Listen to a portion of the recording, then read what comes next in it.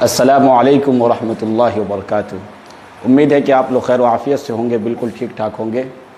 आज मैं आप लोगों के सामने एक अहम टॉपिक को लेकर हाज़िर हुआ हूँ।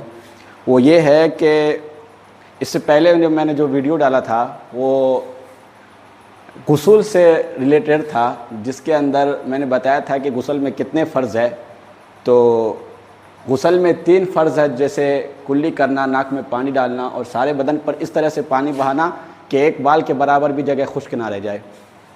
गुस्ल के अंदर बताया था अगर एक बाल के बराबर भी जगह खुश्क रह गया तो आपका गुस्ल अदा नहीं होगा। और अगर 3 फ़र्ज़ को अदा नहीं करते हैं और फिर गुस्ल करते हैं तो आप नापाक का नापाक ही रहेंगे, पाक कभी नहीं हो सकते। आज की वीडियो में हम आपको बताएंगे वज़ू का तरीका। आज मैं आपको एक अच्छी बात बता दूं कि मैं नमाज कोर्स, अगर आप YouTube पे जाएंगे, मेरा चैनल पे जाइए और आपको प्ले लिस्ट दिखेगा एक ऑप्शन, आप उस पर दबाइएगा तो नमाज कोर्स के नाम से आपको सारी वीडियोस मिल जाएगी। उसके अंदर आप उसको देख सकते हैं बाकायदा तौर पर, एक के बाद एक वीडियो अपलोड होता रहेगा इंशाल्लाह। तो मैं आज आपको वज़ू के अंदर कितने फ़र्ज़ है वो आपको बताएंगे और वज़ू का सही तरीका मैं आपको बताऊंगा।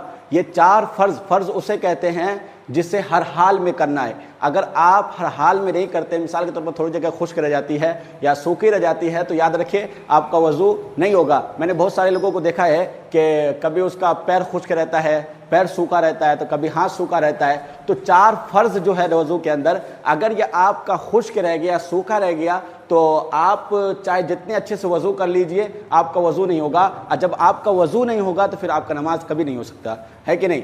आप नमाज को अदा करने के लिए, नमाज सही तरीके से पढ़ने के लिए वज़ू करना सबसे बेस्ट है। तो वज़ू करना सबसे अहम चीज़ है। तो वज़ू आज हम जानेंगे कि किस तरह से सही तरीके से अदा करनी चाहिए। वज़ू करते हुए 4 बात का हमें ज़रूर ख्याल रखना चाहिए। मैं इंशाल्लाह इस पर बोर्ड पे लिख के मैं समझाता हूँ आपको। 4 बात क्या है जिसका हमें वज़ू करते समय ख्याल रखना चाहिए। वो 4 बात है, वज़ू में 4 फ़र्ज़ है। वज़ू में 4 फ़र्ज़ है। वज़ू में 4 फ़र्ज़ है। नंबर 1, पेशानी के बालों से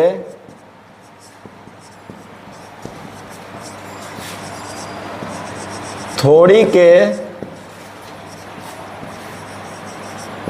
नीचे तक एक कान के लौ से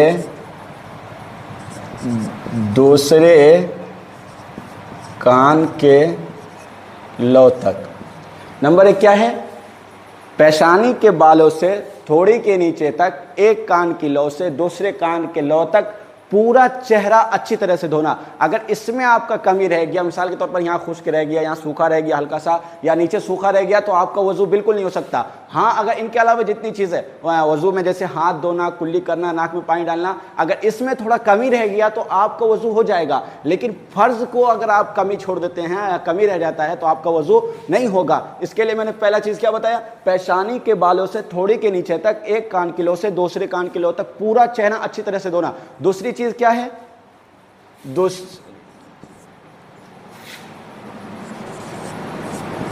सर का मसह करना। दूसरी चीज़, पूरे सर का मसह करना, अच्छी तरह से सर का मसह करना।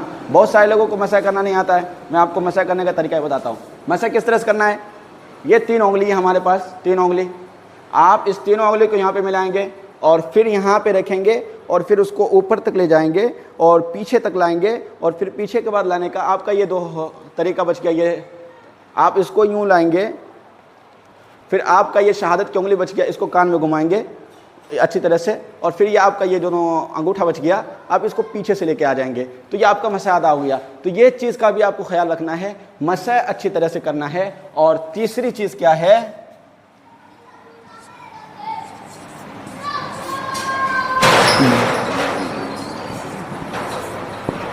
दोनों हाथ कोहनियों तक धोना। तीसरी चीज़, दोनों हाथ कोहनियों समेत धोना। कोहनी इसको कहते हैं। आप दोनों हाथ को अच्छी तरीके से, यहाँ तक, बहुत सारे लोगों का यहाँ पे सूखा रहता है, यहाँ पे सूखा रहता है, तो दोनों हाथ को कोहनियों समेत अच्छी तरह से धोना है, ये फ़र्ज़ में आता है। अगर इसमें सूखा रह गया तो आपका वज़ू नहीं होगा। और चौथी चीज़ क्या है, दोनों पैर टखनों समेत धोना।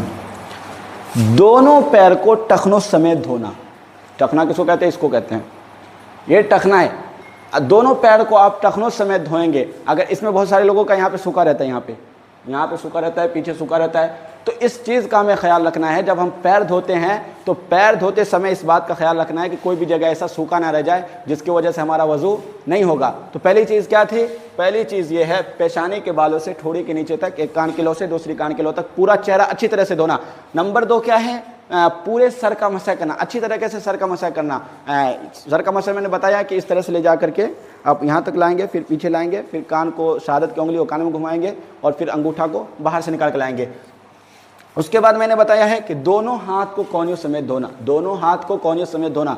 ये सारी चीज़ें जो मैं बता रहा हूँ ये फ़र्ज़ है। अगर इसमें कमी रह गई तो आपका वज़ू नहीं होगा। जिस तरह से गुस्ल के अंदर 3 फ़र्ज़ है, नंबर 1 कुल्ली करना, नंबर 2 नाक में पानी डालना, और नंबर 3 सारे बदन पर इस तरह से पानी बहाना कि एक बाल के बराबर भी जगह खुश्क न रह जाए। अगर ये जगह खुश्क रहा तो आप नापाक रहेंगे। इसी तरह से वज़ू के अंदर अगर आपका ये चारों चीज़ें मुकम्मल तरीके से अदा नहीं होता है तो आपका वज़ू भी नहीं होगा, और जब वज़ू नहीं होगा तो आपकी नमाज अदा नहीं हो सकती।